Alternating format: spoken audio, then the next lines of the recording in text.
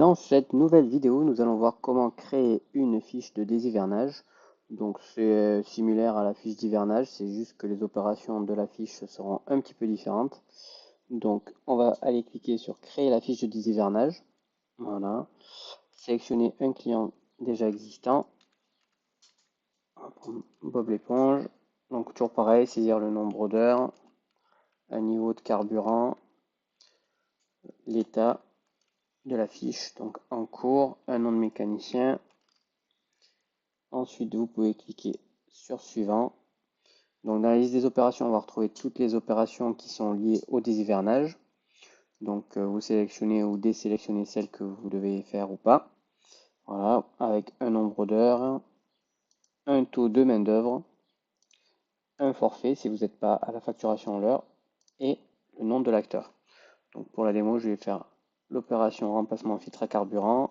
On y a passé une demi-heure. Le taux de main-d'œuvre, c'est le T1 et l'acteur, c'est T-. Donc, vous faites pareil sur tous vos types d'opérations. Ensuite, vous cliquez sur l'onglet suivant, donc c'est opération moteur, donc c'est ce qui a été fait sur le moteur.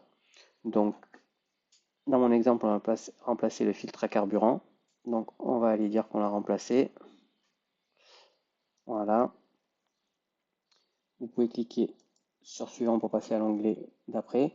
Dans travaux supplémentaires, on va pouvoir renseigner tout ce qui n'était pas dans les opérations. Donc, une pose de sondeur ou une autre opération comme changement de toute bain soleil.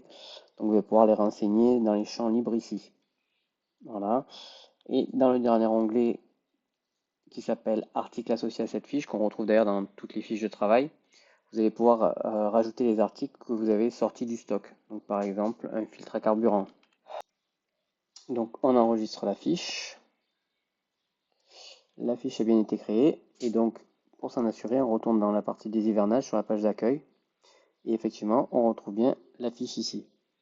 Donc on va pouvoir également, donc, à partir du menu action, visualiser la fiche avec les opérations, les informations du client, du moteur. Voilà, donc on retrouve bien le nombre d'heures. Voilà, les articles associés.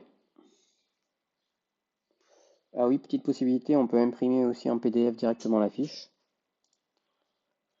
Le petit crayon, c'est pour modifier. Donc là, on peut rajouter un document, donc de la gestion électronique des documents pour cette fiche-là. Et les deux icônes d'après, c'est pour créer le devis ou la facture directement dans le logiciel de facturation.